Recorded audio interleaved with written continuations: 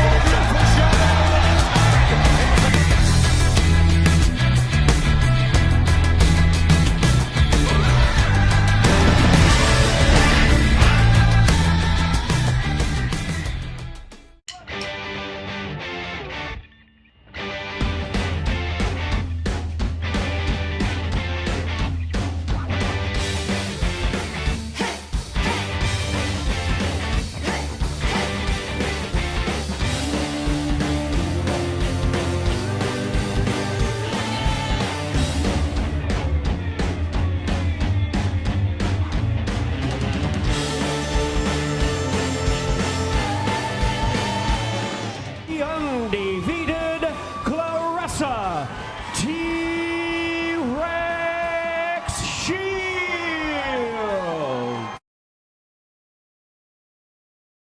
Hi, I'm Susie from Women's Fight News, and today I'm here with a fighter who doesn't need an introduction. It's the GWOAT, Claressa Shields. So thank you very much for joining me today, Claressa. And how are you? Thanks for having me, Susie. I'm good. How are you? Good. Yeah, no, good. Yeah, thank you very much for fitting me in, because you must be super busy. Yeah, so many interviews leading up to this fight because it's pay-per-view. It's like, it's nonstop. Either I'm training, I'm drinking water, I'm eating, or I'm doing interviews. So that's really all it's been.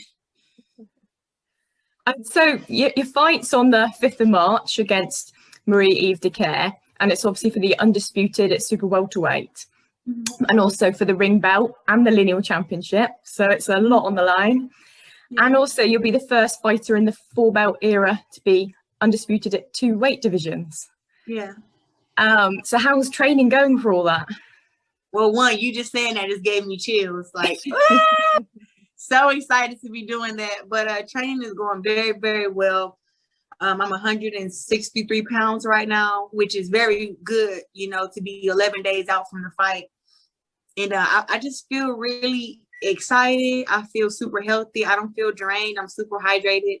I feel strong. So I'm just ready for the fight to come here. And today I took my second COVID test and it came back negative. So I'm just super excited about a whole lot of things. And I saw the press conference with Marie. And considering there's quite a lot of trash talk with your other opponents in your last 2 fights with Habazin and Hammer, and I haven't heard Marie say a bad word against you. So what do you make of all that?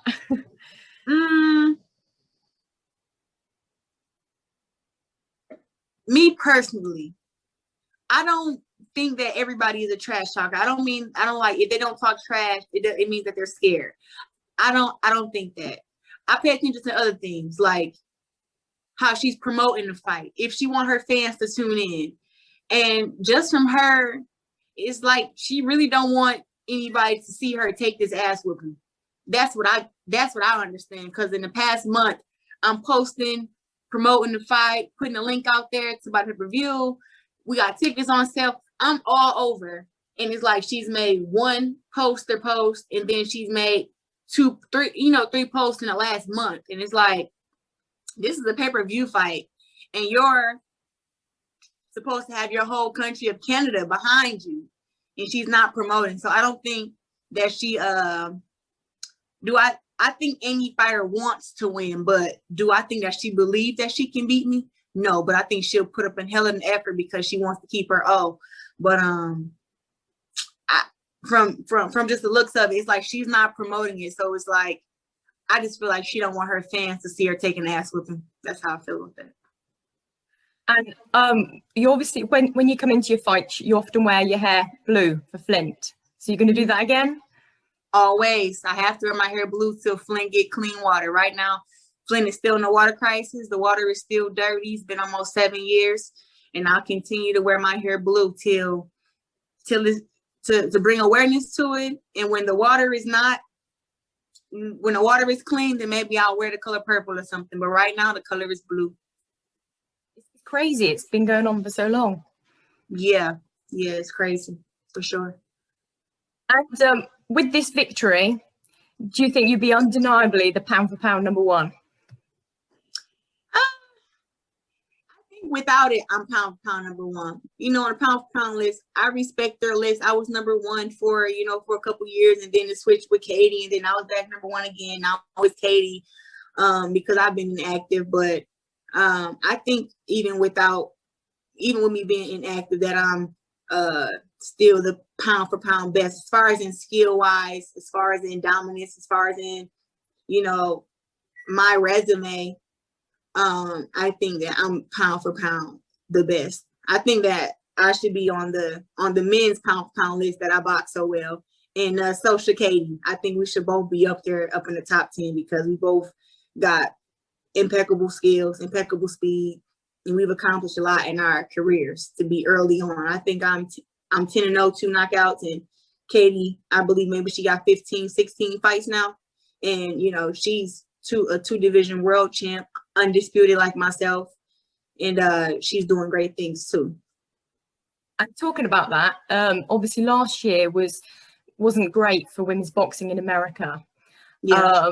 And you talked a lot about sort of sexism in the sport, that kind of thing. And obviously you've now trying to sort of highlight women's boxing more with you taking it into more in your control, doing the pay-per-view.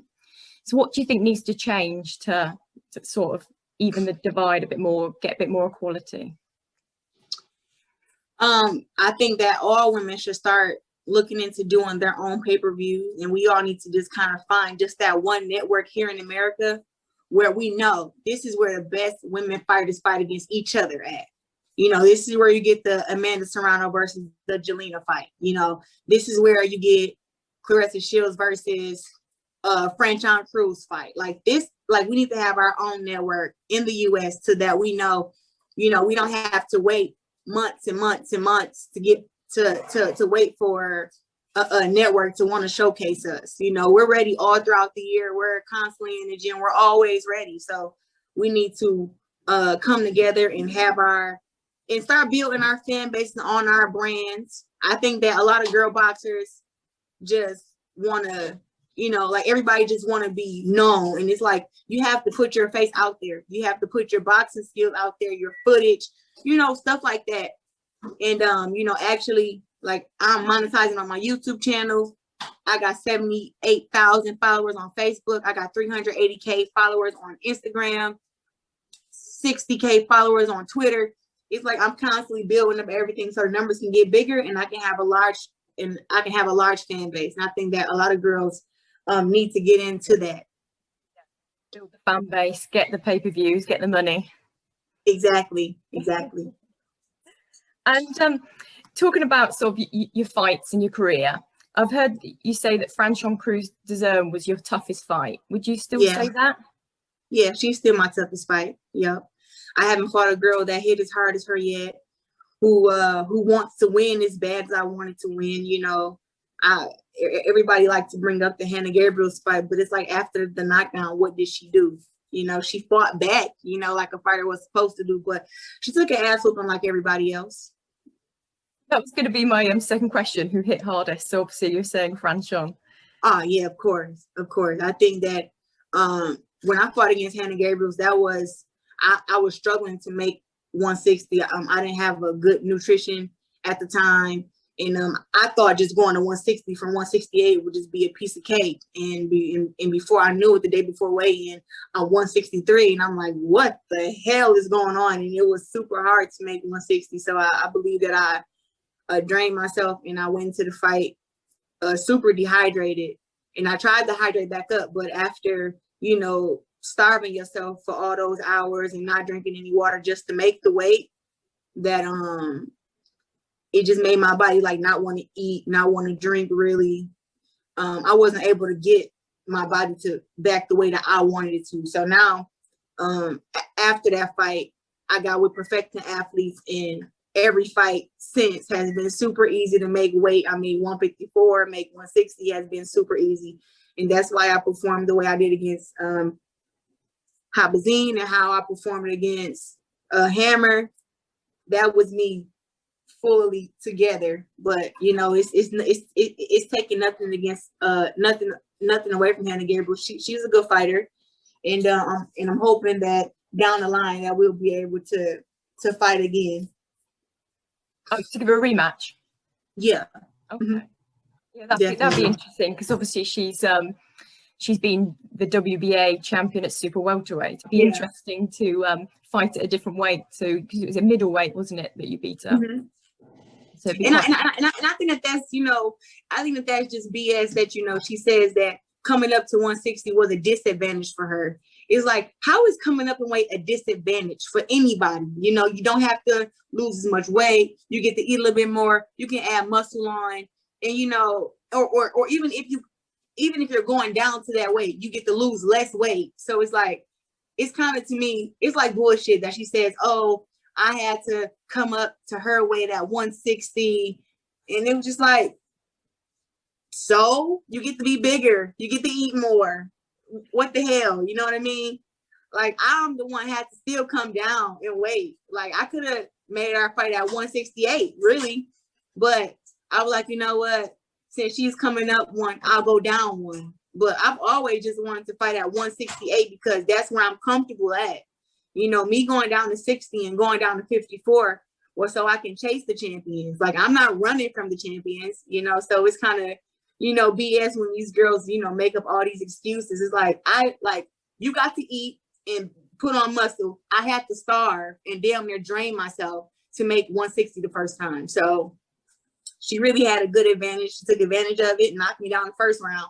But I got up like a champion and I did what I was supposed to do when I won the fight unanimously. So I was going to say, you do keep going down weights to chase everyone. No one's coming up to you. You're going down to them.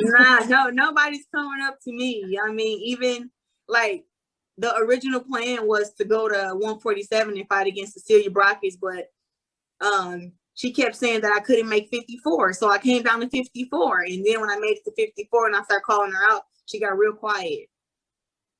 She got real quiet and she wasn't saying anything. And then she was saying, oh, you know, I'm not going to go to 154. But that was the thing. Like, I came from 168. So 168, 160, 154. So that's, you know, 2-3 weight classes. I'm like, I thought the first lady would at least come up one to make a great fight.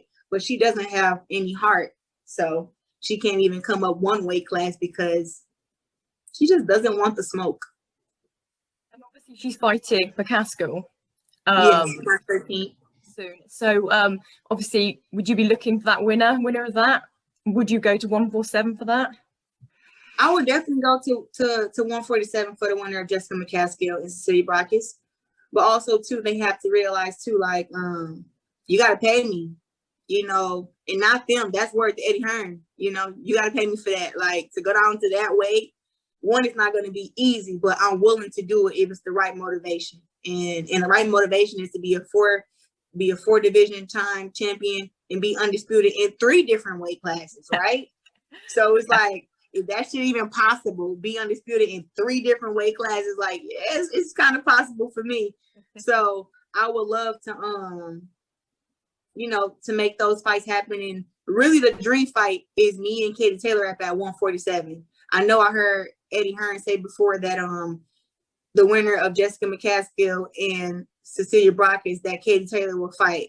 So it was like, if she's going to come up to 147 to fight the winner of that, don't exclude me. If I can make 147 and I make the weight, I think the best fight in the world to make is Claressa Shields versus Katie Taylor at 147. That's a dream fight. Yeah, it's a dream fight. I think for me and her, I think that our skills together are just, it's a hell of a match, you know, even with the size being different. Like we would be kind of the same size, you know, for a few hours.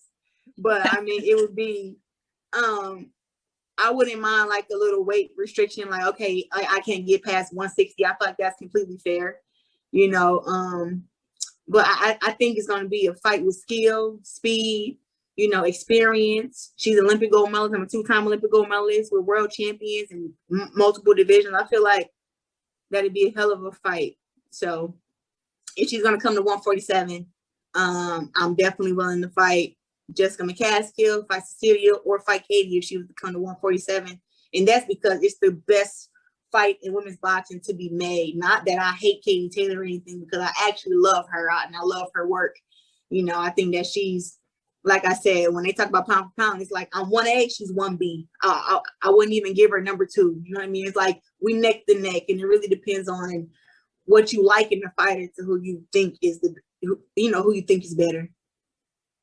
And obviously, another opponent that on social media the fans are very vocal about is obviously Savannah Marshall. She don't have no fans. She got trolls. They do troll a lot. They're just trolling, and it's only about like 10 of them who just come and defend her every now and then. But Savannah Marshall's on my list too. You know, it's like, how can I spread myself out to fight against everybody? Like, I called Savannah Marshall out 2 years ago, sent her team a contract and everything, and her team was like, no. And she would have a chance to fight for the titles and fight for the belts. And she beat me in the amateur, so she has the advantage, you know. And I just think it's weird that people keep saying like, oh, she lives in your head rent free. And it was like, who wouldn't want to avenge their only loss? It's like only people who are people who accept losses can just try to put this person out of their life. It's like, I acknowledge the fact that, all right, you want to fight, but I would love to get my W back, you know. But people they just say anything. Like, you know, people from the UK or trolls, whatever the hell they are, they just they got all these little mind things they be saying, like, oh, she lives in your head rent free, and you think about Savannah Marshall and, you know, this and that. And it was like, she just fought for my vacant WBO belt. You think I'm not going to go get that back? Of course I am. I have to.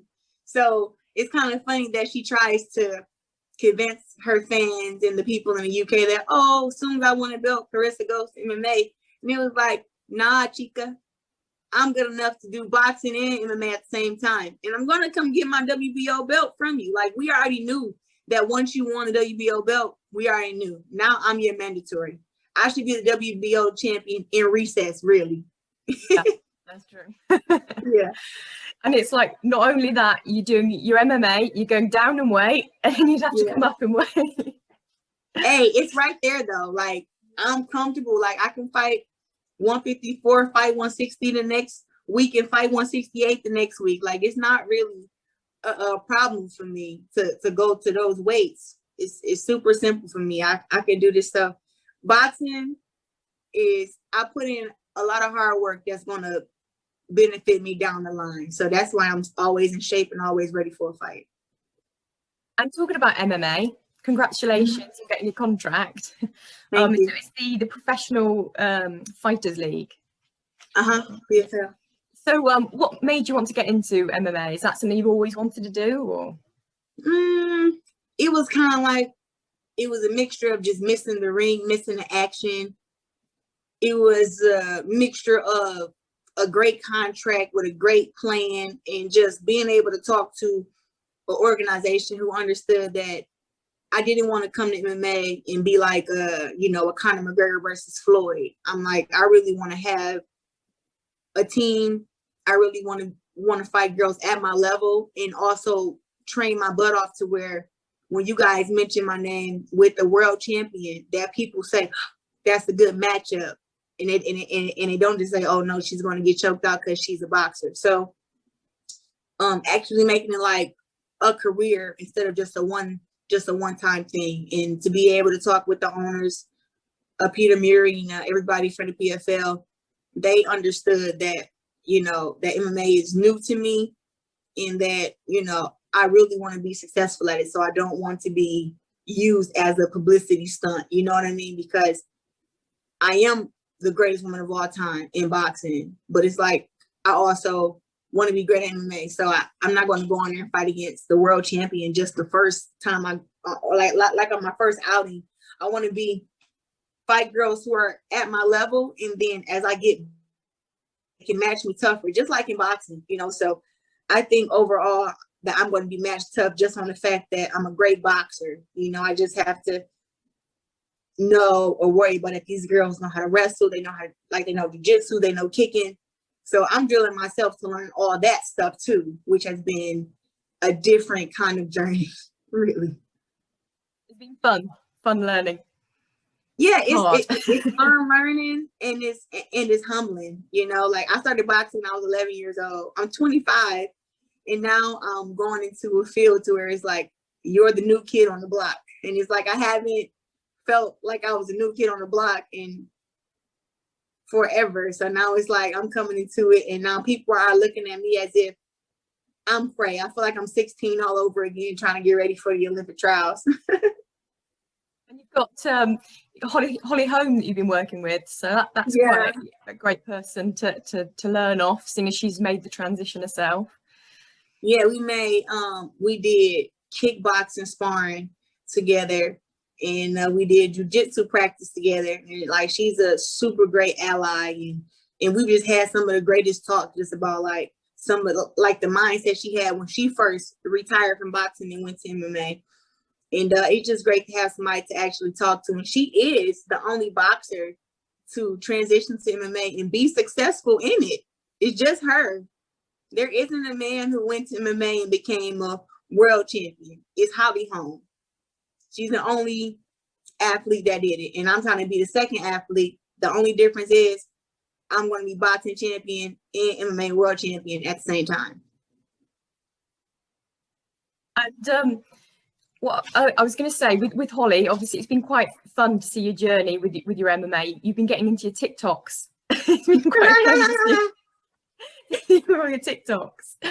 That was super fun. We had to do something other than just train, of course. Yeah. But it's fun from our point of view, from the fans' point of view, to watch it all. And I was going to say, social media is so great at certain things, like that, you know, certain things that are so fun and positive. But obviously, we were talking earlier about how you got the trolls and some of it can be quite negative. How do you deal with that sort of negative side?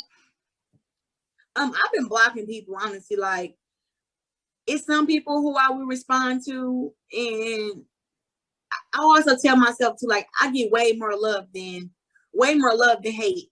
Like, sometimes, you know, I get so much love that people say some of the most hateful things, and sometimes it can be triggering, but I don't mind, you know, going back and forth with the fans or with the haters. It's just about when people get too disrespectful. That's when I'm like, okay, you got to get blocked. And, you know, just the word to the UK fans is like, some stuff that they say is like super disrespectful. And that's why I block them, you know, because I can't call them the B words, you know. I can't call them, you know, pussies, because that's what they are, you know. I can't respond in that fashion because I'm Claressa Shields, but it's like they will stoop very, very low and they'll say some of the meanest things to me. And at the end of the day, I'm human, you know, so I have feelings too, but I just have to, I'm at a different standing, you know. Everybody's looking at me and people are watching my Twitter and watching my Instagram. So I can't be outlandish like some of the haters are. And just talking about all sort of, because I think you get sometimes a lot of negativity around certain things, or people sort of misunderstand you and where you're coming from, whereas they sort of ignore some of the great things, like you do a lot of work with your community, and like things like you did all the summer school, and you do a lot of public speaking, and you really support other fighters, other female fighters. Mm-hmm. And I think that's really great, and I wish that some of these trolls could see some of that more and see. That's the thing. The trolls see it, they just don't want to accept it. But you know, I wasn't put in this world to be liked, honestly. Like, and I don't care who like me and who don't like me. You know, as long as they tuning in to fight. If they tune in to watch me lose, God bless you. You tune in to watch me win, God, you know, God bless you, and I love you, right? So it's not really a thing for me. Like, if I was worried about being liked, I wouldn't even be as outspoken as I am. Like, I speak the truth. I speak up for women in boxing who don't know how to speak up for themselves. And I feel like I've gotten a lot of women a great opportunity that they have, and I haven't asked them for a dime, you know. And whenever Katie Taylor gets ready to fight, I shout her out. I wish her luck. And after every victory, I have wrote her and told her congrats.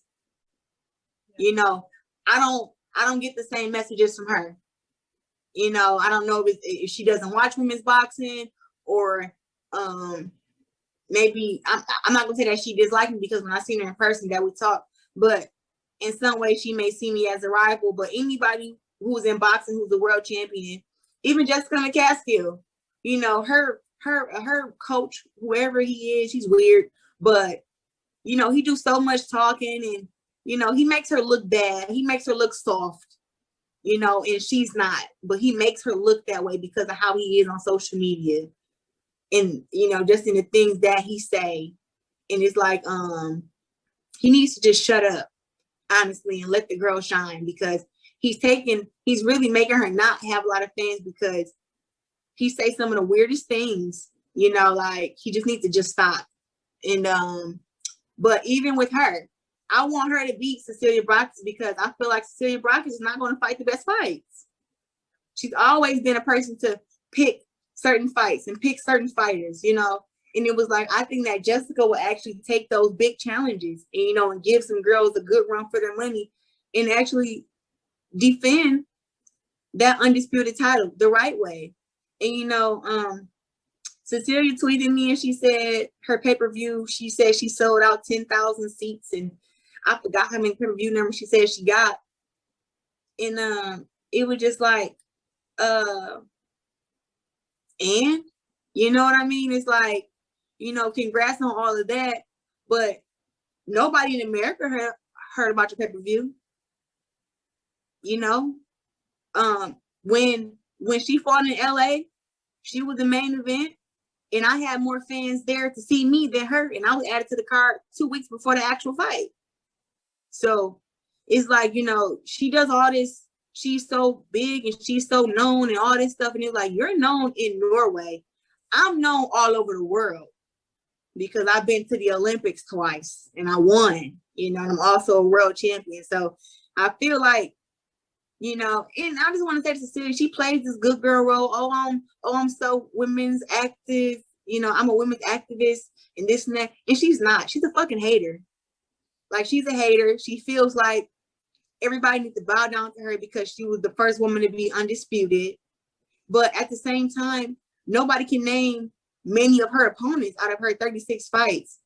And, you know, people talk about knockouts, but she's 36-0 with, or sorry, 37-1 with 9 knockouts. So it's like, dude, you know, you need to know, you know, you need to give other women like the credit. Like when Jessica McCaskill beat her, she said she handed over the torch. I was looking at my TV like this, like, did she just fucking say she handed over the torch? Like, no, she took the torch. You didn't hand it to her. This isn't like, hey, this isn't like Layla Ali, who's retired, saying, hey, this is who I think is up next. You got beat. And it's like she tries to play this whole, like, she's just, oh yeah, you know, I handed her the torch and da da da da. It's like,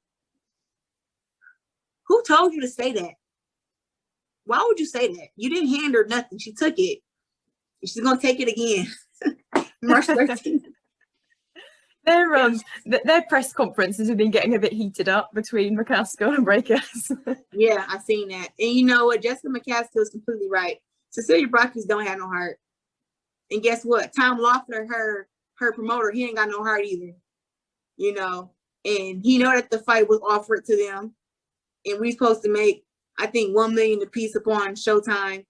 And she went and signed with DAZN and said that DAZN was paying her more money or whatever the case may be.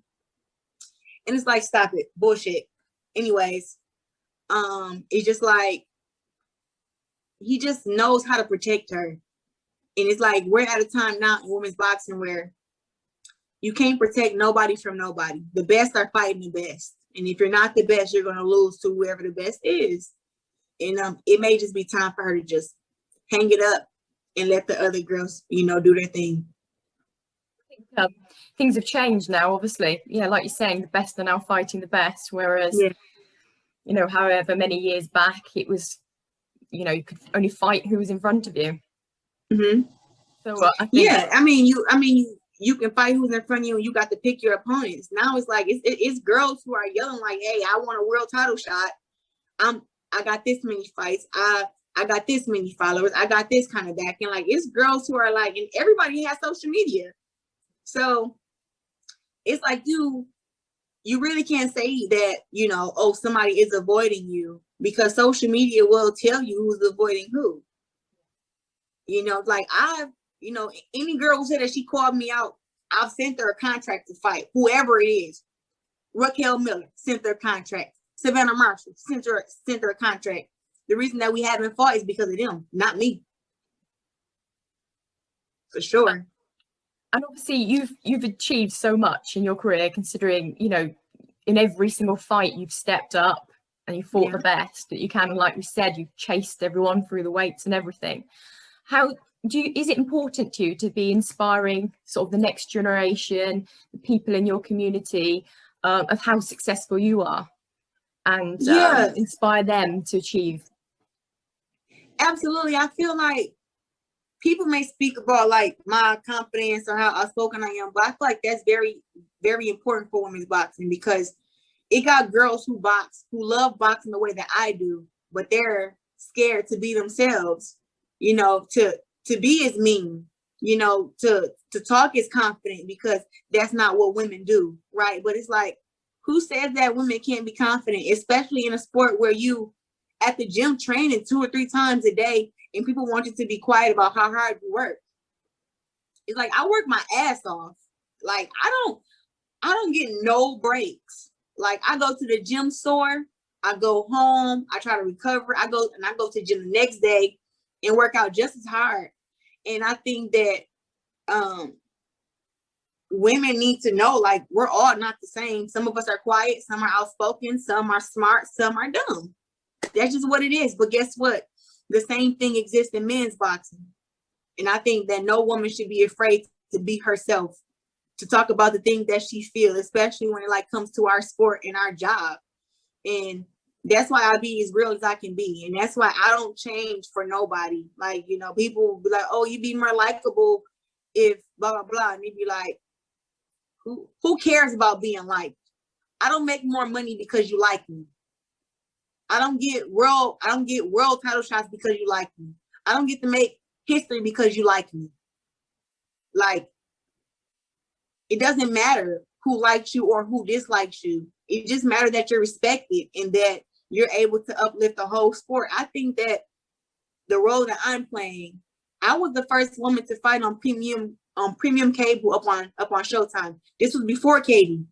This was before anybody fought on any network up in pro boxing. I was the first one. And then I was fighting main event on Showtime, I believe 6 times. Before Katie was the main event on the Zone.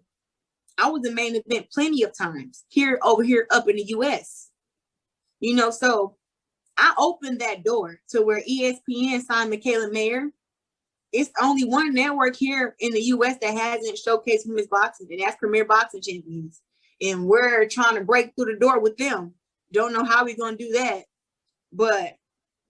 And now I'm fighting pay-per-view, because a lot of women in the USA have been put on a back burner to let the men fight, who they're more accomplished than. And like, you know what? We got to take matters up into our own hands. So I may be disliked because of that, but it's like, at the end of the day, I don't make no money being liked by nobody. Like, I have to uplift the whole sport for the next generation to come up and have a blueprint. So I'm building a blueprint.